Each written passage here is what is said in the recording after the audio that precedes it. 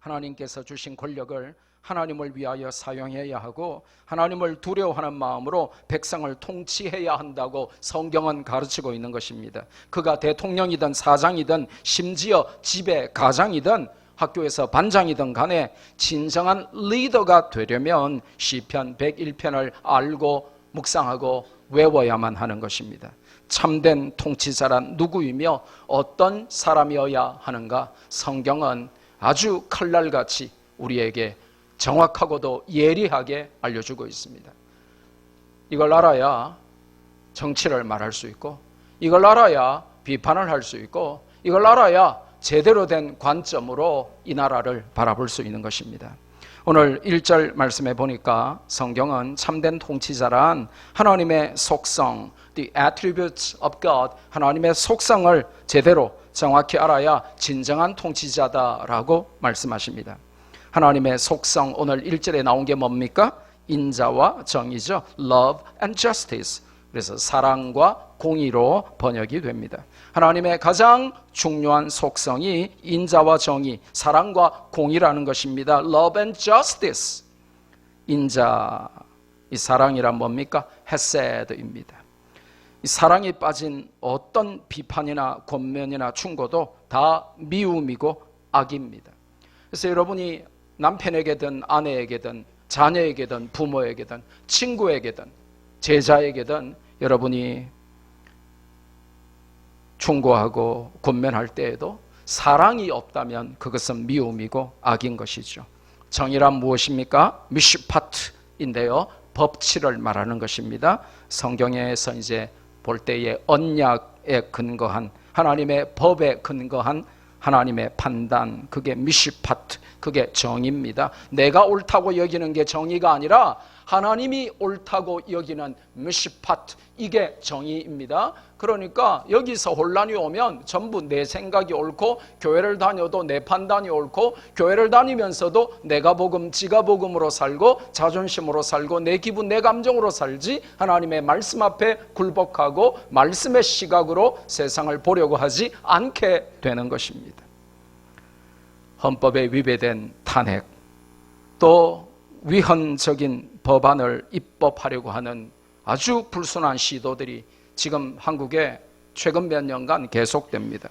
그래서 국회의원들의 대다수를 차지한 정당에서 동성애를 합법화시켜서 남자 며느리를 맞이하도록 하고 여자 사위를 맞이하도록 하고 군대 안에서 남자들끼리 동성 간의 성행위를 허락하도록 하고, 이름만 좋은 차별금지법, 실상은 동성애 허가법을 만들어서 동성애를 반대하면 징역 보내고 천문학적인 벌금을 매기도록 하는 법을 내놓고 있고, 5.18을 누구라도 조금이라도 비방하면 그 비방했다고 감옥에 보내는 법을 만들고 있고, 엘리트 학교를 전부 다 없애라 하는 아주 기가 막힌 우미나 정책의 발상들을 법으로 강제하겠다고 내놓고 있습니다. 조금만 정신 차리고 보면 이거는 사악함을 넘어서 국민을 개, 돼지로 보는 행위입니다. 그런데도 박수 쳐주고 아니면 가만히 있으면 하나님의 백성이 아닙니다. 정의가 없는 사랑은 편애며 위험한 사랑입니다. 정의가 아닌 어떤 입법이나 통치나 행정도 모순이며 불법이다라고 성경은 말씀하고 있습니다. 그 말씀에 근거해서 성도는 NO라고 일어설 줄 알아야 한다는 것입니다. 하나님은 사랑과 정의의 하나님이시며 이 땅의 통치자들에게도 동일한 것을 요구하십니다. 복수심과 불의로 통치하는 자들이 귀담아 들어야 할 말씀인 것이죠. 인자와 정의란 서로 상반되는 모순이 아닙니다. 죄인을 대신하여 아들을 죽이시고 죄인을 사랑하신 하나님의 속성을 알아야 통치자입니다. 통치자는 하나님의 마음을 가진 자죠. 가끔 목사로 또 교수로 혹은 교장 선생으로 성도들과 학생들을 대할 때, 제자들을 대할 때 가끔 마음 상할 때가 있어요. 그럼에도 불구하고 결론을 내리는 게 뭡니까? 내가 목사지, 내가 양들을 목양하는 목사지, 그러면 하나님의 마음으로 사랑하고 용납해야지 하는 결론을 주시는 것입니다. 만약에 목사가 자기 기분대로 자기 감정대로 다 반응하고 처리한다면 교회는 한 달에 한 번씩 깨어질 것이고 교회는 교회의 역할을 감당하지 못하겠죠.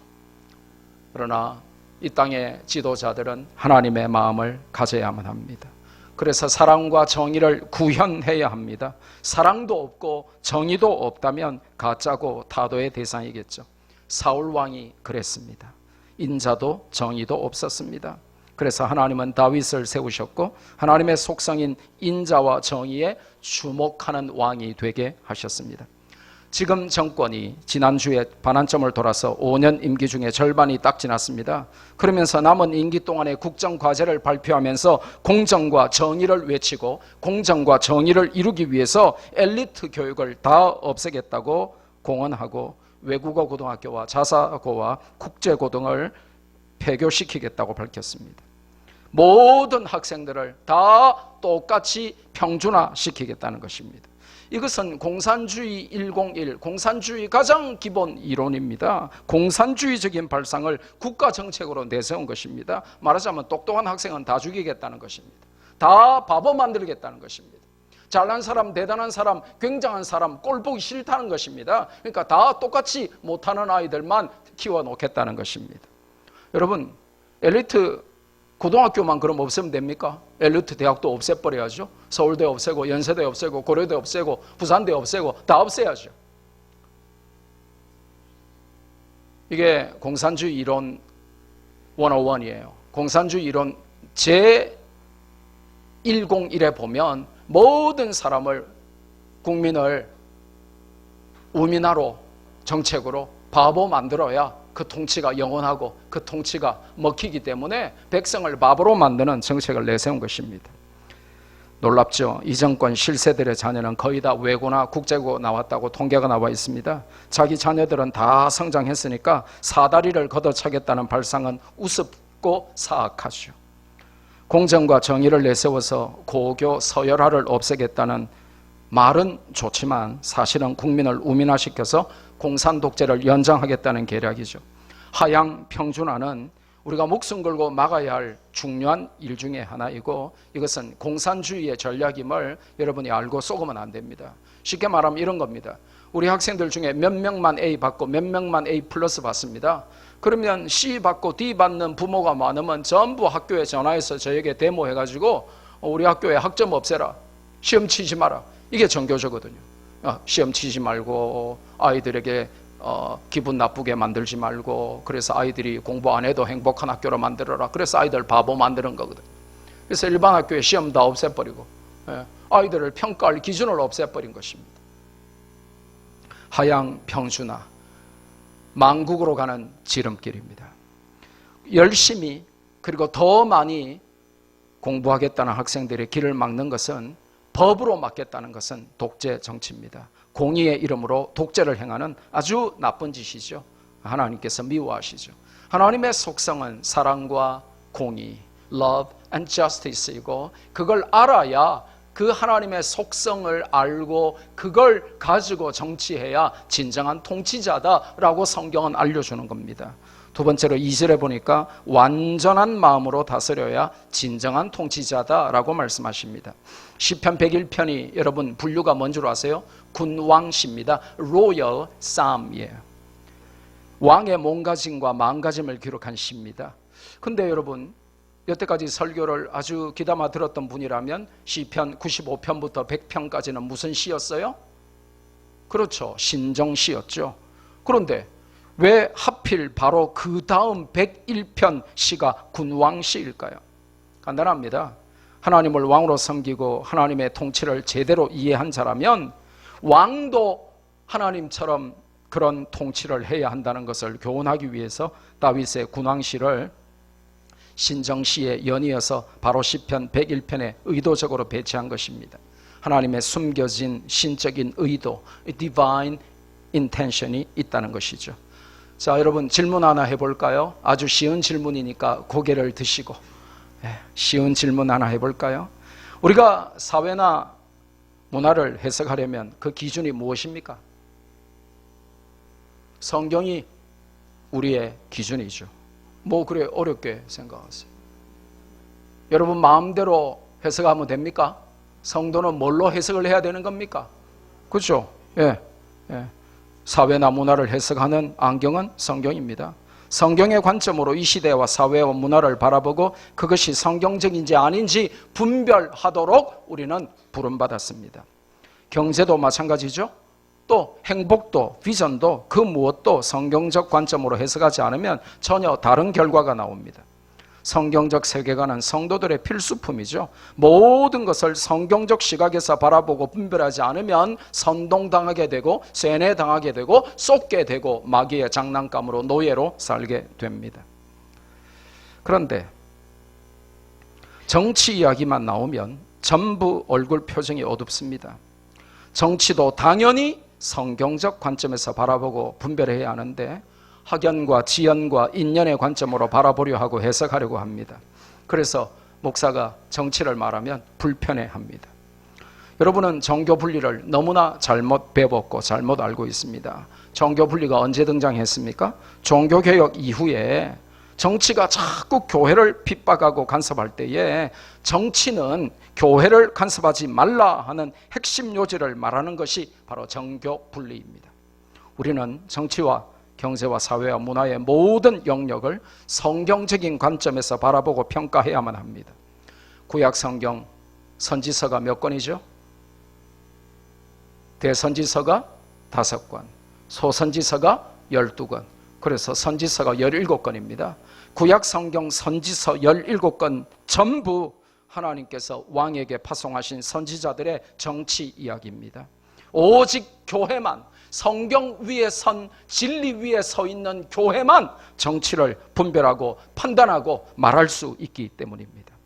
그래서 교회가 정치에 입을 닫으면 독재자가 발생합니다. 교회가 정치에 입을 닫으면 성도들이 우미나 정책에 쏟게 되는 것입니다. 오늘 시편 101편 2절에 주목하오리니라고 번역된 히브리어 단어 사칼은 사실은 신중하게 행하다 하는 뜻입니다. 왕의 자리는 생사 여탈권을 가진 막중한 권한의 자리이기 때문에 함부로 결정하면 안 되는 신중함을 필요로 하는 자리다라고 성경이 알려주고 있는 것입니다. 세계 1위 원자력을 한순간에 없애버려서 600조 원의 천문학적인 손실을 끼치고 발암물질 덩어리인 태양광 설치를 위해서 온 푸른 산의 나무를 다 베어 없애버리고 북한군이 마음대로 들어 내려오도록 휴전선 철책과 지뢰와 탱크 방어시설을 다 제거해버리고 심지어 전방 군부대 6개 사단을 해체하고 있습니다. 신중함과는 전혀 다른 반대 행보를 걷고 있는 것이죠. 지금 전 정권 인사를 감옥에 몇 명을 가둬놓고 있는 줄 아십니까? 여러분은 대통령밖에 모르죠? 전 정권 고위직 인사 110명을 감옥에 가둬놓고 있습니다. 잔인한 복수 혈전에 만족하지 못하고 심지어는 정적 제거를 위해서 북한 보위부 같으며 히틀러의 게슈타포 같은 공수처를 설치해서 아예 정적들을 모조리 제거하겠다는 반헌법적인 시도를 하고 있습니다. 대한민국은 여러분 만만한 나라가 아닙니다. 경찰이 수사권을 가지고 검찰이 기소권을 가지고 있습니다. 권력을 나누어서 제대로 행사하는 것이죠. 그런데 공수처는 수사권과 기소권을 모두 가진 유일한 초법적인 집단이 되어서 대통령 마음대로 체포하고 처벌할 수 있게 한 것입니다. 이게 신중한 것입니까? 여러분, 분별력이 없으면 논리가 사라지고 그렇게 되면 신중함과 잔인함을 분별할 수 없게 됩니다. 신중함과 잔인함을 분별할 수 있으려면 우리는 모든 현상을 성경의 눈, 오직 진리의 눈으로 바라보고 판단해야만 합니다. 안 그러면 교회 다닌다면서도 성경 이야기가 전부 정치 이야기인데 왜 목사님이 정치 이야기 하노? 이렇게 마귀의 게임에 빠지게 되고, 교회 다닌다면서도 반성경적인 집단에 투표하고 교회 다닌다면서도 반성경적인 집단이 내놓는 그들의 공약을 지지하는 모순과 어리석음에 빠지는 것입니다.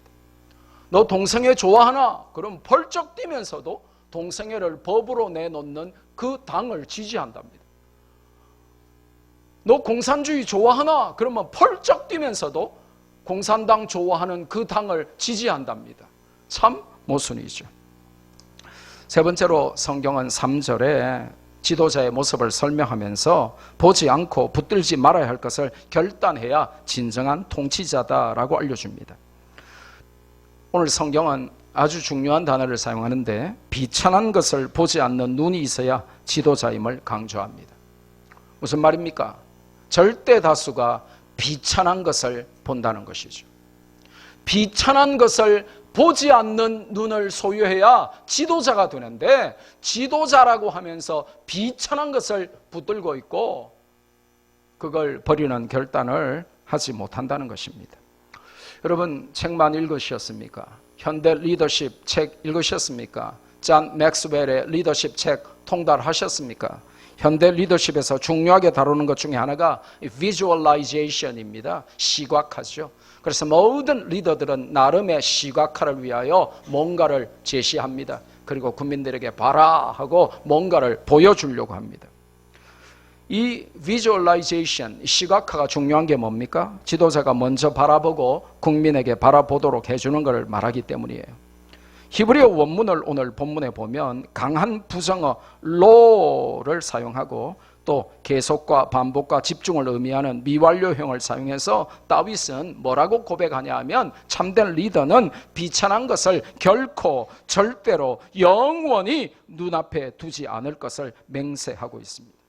이것을 ESV 번역에서는 무가치한 것으로, 킹 제임스 버전에서는 사악한 것으로, 이 NIV, New International Version에서는 영어로 vile, 이 무슨 말이냐면 두 가지 뜻이 있어요. vile이라고 하는 것은 절대로 용납할 수 없다, 혹은 극도로 불쾌하다, 이게 V-I-L-E, vile 하는 단어입니다.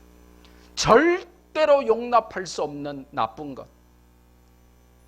너무너무 극도로 불쾌한 것, 그게 vile인데 지도자란 그런 vile한 것을 보지 않아야 한다라고 용납해서는 안 된다는 것입니다. 그게 뭘까요? 저는 이 시대에 공산주의와 동성애로 봅니다. 공산주의는 하나님께서 자기의 형상으로 만드신 인간을, 하나님의 영으로 만드신 인간을, 인간은 영이 없고 물질밖에 없다라고 선포하고 사람은 영혼이 아니라 물질이다 라고 말하고 사람의 목숨을 파리 목숨으로 여겨 고문하고 죽이는 게 공산주의입니다. 동성애는 하나님의 창조 원리를 부인하고 가정을 파괴하죠.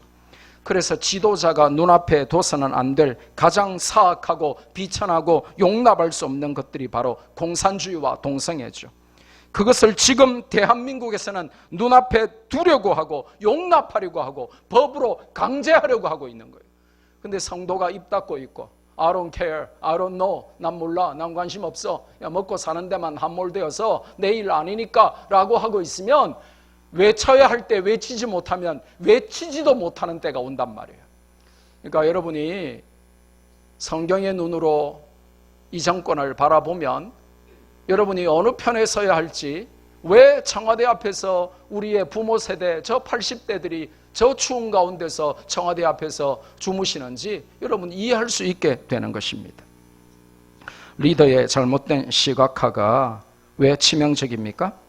현대 리더십 이론을 살펴보면 이 visualization 다음에 오는 것이 바로 assimilation입니다. assimilation이 뭐예요? 동일시화예요. 동일시화. 잘못된 것을 바라보면서 시각화하는 거죠. 그 잘못된 것을 시각화해서 지도자가 잘못된 것을 방향을 제시하면 어리석은 대중들은 전부 그렇게 동일시화되어서 그걸 바라보면서 닮아간다는 것입니다. 그래서 visualization이 잘못되면 assimilation도 잘못되겠죠. 시각화가 잘못되면 동일시화도 더 나쁜 것만 모두가 바라보는 최악이 계속되겠죠. 그래서 지도자의 바라보는 시각이 전체가 바라보는 시각이 되기 때문에 이 visualization과 assimilation이 중요한 것입니다. 성경에 오늘 본문에 붙들다라고 번역된 단어는 매우 심각하고 무서운 단어입니다. 우리가 죄를 미워하지 않으면 그 죄가 우리에게 달라붙어 버려서 절대로 우리에게서 떨어지지 않을 것임을 강조하는 단어예요. 그래서 하나님은 다윗을 통해 지도자는 비천한 것, 공산주의, 동성애 이런 것들을 눈앞에 바라봐서는 안 되는 것을 상기시키고 계신 것입니다. 또한 지도자들은 배교자의 행위를 미워해야 한다고 성경이 말씀합니다. 원문 그대로 번역하면 다윗은 올바른 데서 떠난 자들의 행위를 미워한다라고 말합니다. 올바른 것을 떠났다는 것은 하나님을 떠나고 성경의 진리를 행하지 않는 것을 말합니다. 성도는 여야를 막론하고 그게 여당이든 야당이든 그들이 성경적인 진리를 떠나면 그걸 지적하고 반드시 미워해야만 하는 것입니다. 이게 안 되면 우리는 경상도니까 우리는 크리스찬이니까 하고 자꾸 네 편 내 편을 성경적으로 나누지 않고 인위적으로 나누는 것입니다. 혹시 여러분 가운데 오해하지 마세요. 우리 담임 목사님은 야당이야, 문재인을 싫어해, 이렇게 오해하지 마세요. 저는 누가 정권을 잡든 그 정권이 내세우는 정책과 하는 일들이 성경에 어긋나면 반드시 구약의 선지자처럼 외치고 반대할 것입니다. 이게 성도들이 가져야 할 성경적 세계관이죠. 악은 사랑이 아니라 미워해야 하는 것입니다. 공산주의와 동성애를 사랑하고 조장하고 옹호해도 그들을 미워하기는커녕 사랑하고 지지하면 안 되는 것입니다. 북한의 살인 독재자 김정은을 향해서 둘도 없는 길동무라는 자가 대한민국의 지도자라니 하나님의 진노가 두렵습니다. 네 번째로 4절에 보니까 참된 지도자는 사악한 마음을 버려야 진정한 통치자다라고 알려주십니다.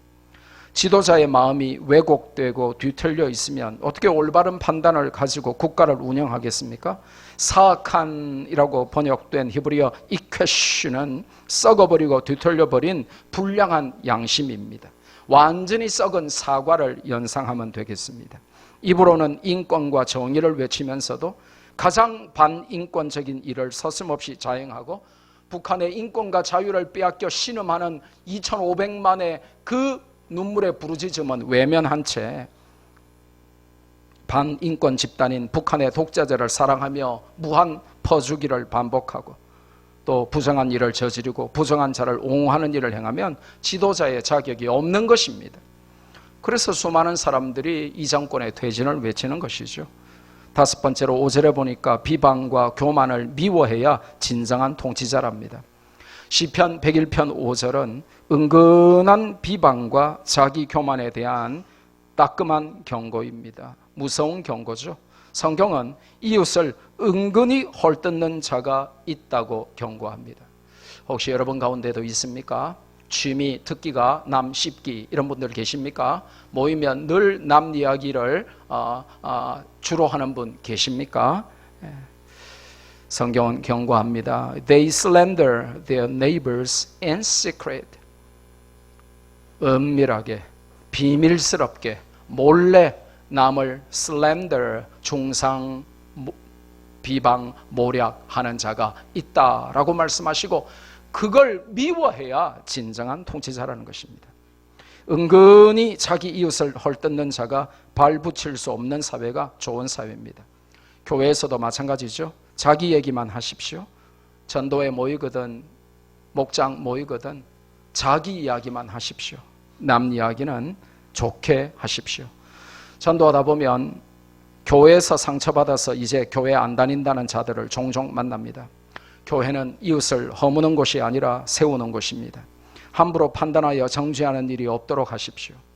그래서 모일 때마다 다른 사람에게 유익하지 않은 이야기는 안 하시는 것이 좋습니다. 그런 사람은 지도자가 아닙니다. 오늘 본문에서 헐뜯는다라고 번역된 히브리어 멜로쉐니는 일구이연하고 중상모략하는 것입니다. 일구이연, 한 입으로 두 말하는 사람, 도무지 믿을 수가 없죠. 약속을 헌신짝처럼 버리니까요. 그리고 중상모략하는 것입니다.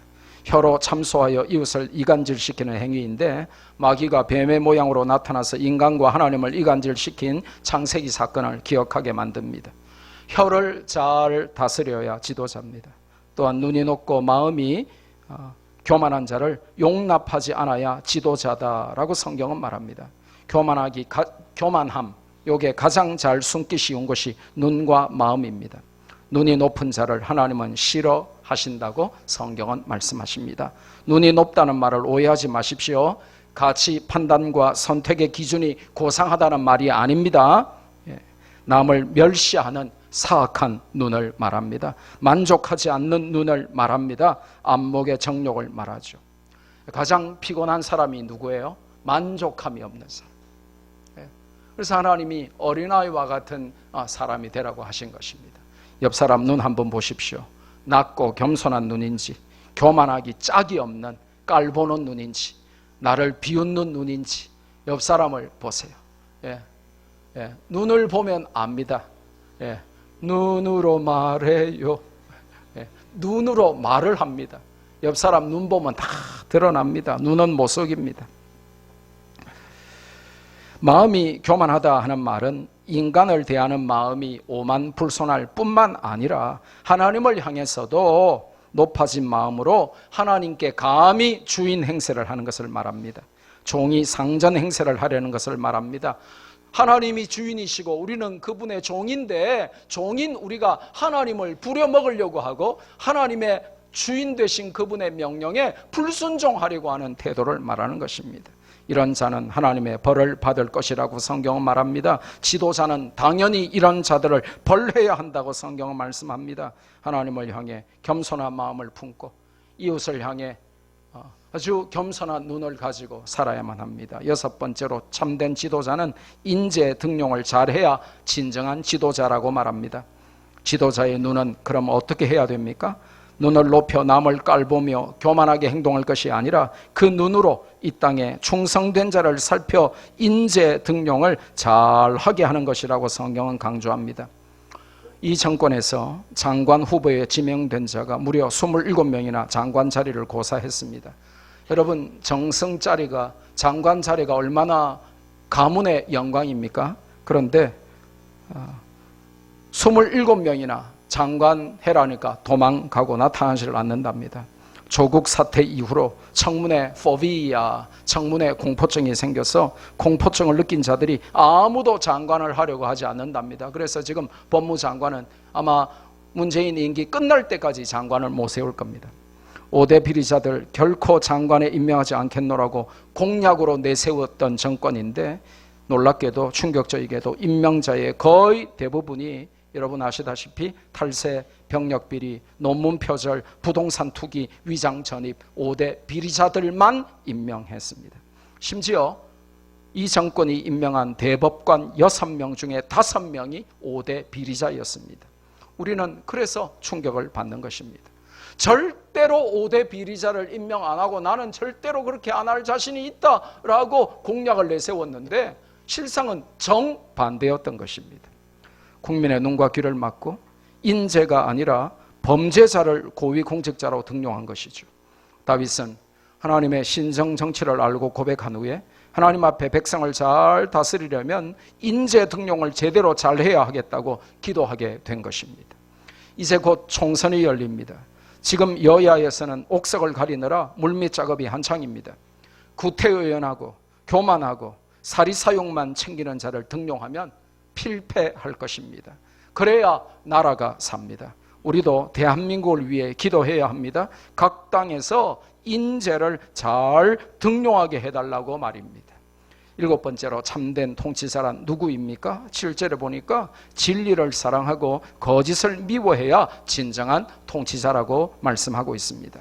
여러분, 지금 계속 제가 성경에서 1절부터 8절까지 참된 통치자를 말하는데 김두식 목사가 내세운 조건이 아니라 한 절 한 절 성경이 내세우는 조건을 말하고 있는 것입니다. 7절에 다윗은 거짓을 행하고 말하는 자를 미워하는 것이 인재 등용의 기준이 됨을 강조하고 있습니다. 지금 대한민국의 비극이 왜 생겼습니까? 거짓이 만연하고 거짓이 힘을 얻고 거짓으로 산과 바다를 만들면서부터 생겨났습니다. 거짓은 개인과 나라를 망치는 사탄의 도구입니다. 거짓된 사람은 인재가 아니며 지도자의 자리에 앉을 수 없습니다. 최근에 캐도 거짓이었던 한 피노키오 인생을 보면서 거짓된 인간을 지도자로 두는 비극이 얼마나 한 나라를 처참하게 무너뜨리는 것인지를 절실히 깨닫게 되었습니다. 근데 이게 대한민국의 자화상이 아니라 성경에, 구약 성경에 끊임없이 이스라엘이 실수했던 내용 중에 하나가 이것이었습니다. 그래서 하나님은 선지자를 보내서 왕들을 책망하고 그 고위 대관들을 책망했던 것이죠. 교회가 이 역할을 포기하면 나라는 사라집니다. 하나님의 역사는 침묵하게 되는 것입니다. 실수나 잘못은 용납이 되어도 거짓은 용납하지 않는 풍토가 신용사회를 만들고 가치사회를 만드는 것입니다. 그래서 여러분이 미국 가서 한번 살아보세요. 제가 미국에 한 10년 살아보니까요, 미국은 좀 못 배워도 괜찮고 좀 못나도 괜찮은데 거짓말하면 매장되는 사회입니다. 그래서 누구나 은행에 10불만 넣으면 수표책을 이만한 거를 줘요. 수표. 그래서 미국은 전부 수표 쓰거든요. 그래서 내가 마트에 가서 뭐 장을 보더라도 뭐 350불 이렇게 해가지고 이제 뭐 계산 나오면 그렇게 수표를 탁 써서 이렇게 탁 줘요. 근데 은행에 돈도 350불 없으면서 내가 350불짜리 수표를 써서 마트에 냈다면 그 사람은 미국에서 영원히 매장입니다. 끝나는 것입니다. 미국에서는 못 사는 것입니다. 왜냐? 철저하게 거짓을 배격하는 신용사회이기 때문에 신용을 어기고 거짓말을 하는 자는 미국에서 발붙일 틈이 없습니다. 그래서 미국에서 가장 큰 욕이 뭡니까? 여러분이 지금 할 수 있는 가장 큰 욕이 뭐예요? 개, 이런 겁니까? 삶은 소대가리 뭐 그런 겁니까? 예? 예? 여러분이 할 수 있는 가장 큰 욕이 뭐예요? 근데 미국에서 가장 큰 욕이 뭔지 아시죠? You are a liar. 너는 거짓말장이야. 그 한마디면 그 사람은 인생 종치는 것입니다. 끝나는 것입니다. 그래서 그 말은 가급적이면 거의 안 합니다. 왜냐? 잘못 말하면 총 맞아 죽기 때문에. 총 맞을 각오하고 하는 말이 You are a liar. 너는 거짓말장이야. 그 말입니다. 한국을 무너뜨린 거짓말의 산을 우리는 몇 년 동안 보아왔습니다. 지도자는 진리를 사랑하고 거짓을 미워해야 한다고 성경이 알려주는 것입니다. 비록 손해를 보더라도 성도는 거짓말을 해서는 안 됩니다. 그런데 교회 다니면서도 거짓말하는 자들이 많고 심지어 교회 다니는 사기꾼들도 있습니다. 거짓은 마귀의 주특기입니다. 거짓을 미워함이 리더의 목록임을 잊어서는 안 됩니다. 마지막에 8절 말씀, 악을 미워하고 악인을 멸해야 진정한 통치자다라고 성경은 기록합니다. 지금 이 정권은 절대 악인 북한 공산 정권을 옹호하고 도와주며 핵 개발을 비용을 대고 부추깁니다. 미사일을 시험해도 아무 위협이 안 된다고 자꾸 국민을 속입니다. 탄도미사일을 계속 발사해도 그냥 조사하고만 있다 하고 문제가 되니까 불상 발사체, 미상 발사체 막 불상이 날아다니고 한자로는 그 불상이 아닙니다. 절간의 불상이 아닙니다. 모른다 이 말이에요. 불상, 상세하지 않다 이 말이죠.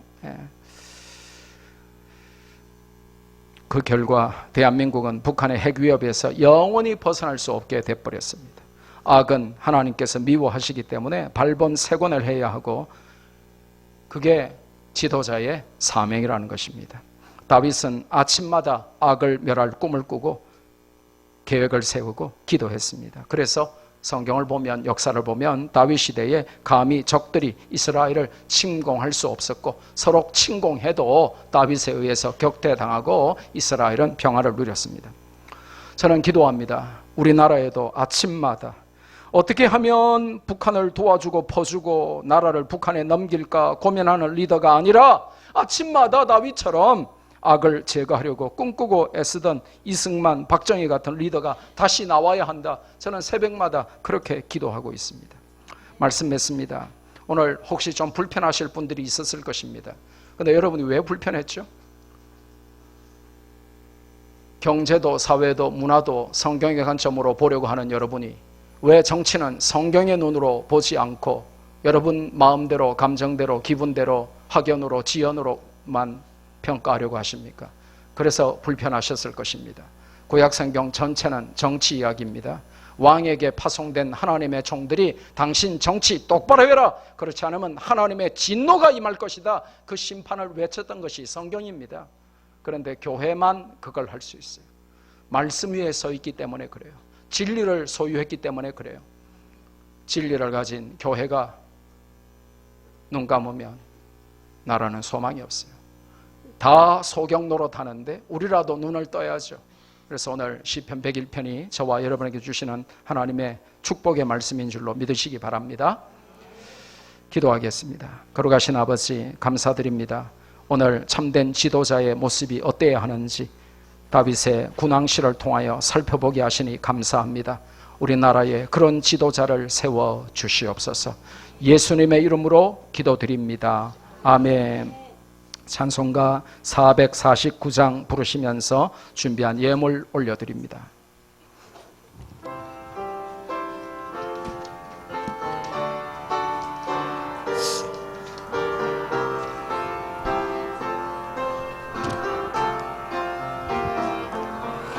예수 따라가며 복음 순종하면 우리 행할 길 완하겠네. 주를 의지하며 순종하는 자를 주가 늘 함께 하시리라. 의지하고 순종하는 길은 예수 안에 즐겁고 복된 길이로다. 해를 당하거나 우리 고생할 때 주가 위로해 주시겠네. 주를 의지하며 순종하는 자를 주가 위해 주시리라. 의지하고 순종하는 길은 예수 안에 즐겁고 복된 길이로다. 남의 짐을 지고 슬픔 위로하며 주가 상급을 주시겠네. 주를 의지하며 순종하는 자를 항상 복 내려주시리. 아멘. 의지하고 순종하는 길은 예수 안에 즐겁고 복된 길이로다. 우리 받은 것을 주께 다 드리면 우리 기쁨이 넘치겠네. 주를 의지하며 순종하는 자를 은혜 풍성케 하시리라. 의지하고 순종하는 길은 예수 안에 즐겁고 복된 길이로다. 주를 힘입어서 말씀 잘 배우고 주를 모시고 살아가세. 주를 의지하며 항상 순종하면 주가 사랑해 주시리. 아멘. 의지하고 순종하는 길은 예수 안에 즐겁고 복된 길이로다. 하나님 앞에 귀한 예물 드립니다. 10의 1조 최영길 손전 집사님 가정에서 1회 학생 루디아 전 집사님, 김성준 청년, 최재혁 최연숙 성도님 가정에서 최재원 최우진 학생, 심희성 목사님 가정에서 강아랑 학생, 박준영 학생 드립니다. 감사 예물 드립니다. 이도경 학생, 김세라 청년, 이형일 학생, 김희연 청년, 배현정 집사님, 이상현 주연희 집사님 가정에서 진선희 집사님, 전효웅 청년, 이재훈 학생, 신현주 사모님, 화묘민 학생, 김민혁, 박은지 성도님, 함혜경 집사님, 함동길 집사님 가정에서 함승민 학생, 박준영 학생, 신태 목사님 가정에서 신승철 장로님, 김선미 권사님 드립니다.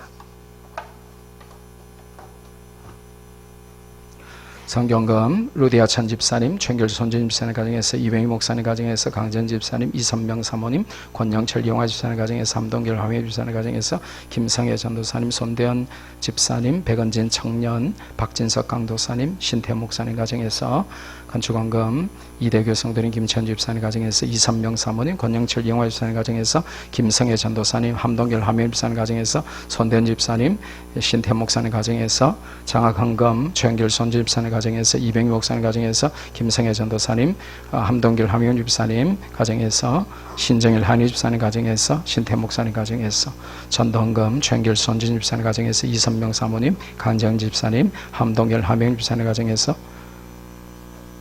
신정일 한희 집사님 가정에서 신태 목사님 가정에서 구제헌금 최영길 손진 집사님 가정에서 이선명 사모님, 주창수 집사님, 강전 집사님, 이대교 성도님 김천 집사님 가정에서 이현아 청년, 김성애 전도사님, 함동길 함영 집사님 가정에서 신정일 한희 집사님 가정에서 신태 목사님 가정에서 저희 가정에서 11조 감사 건축 선교 구제 전도 장학 예물 드립니다. 기도합니다. 좋으신 아버지 하나님,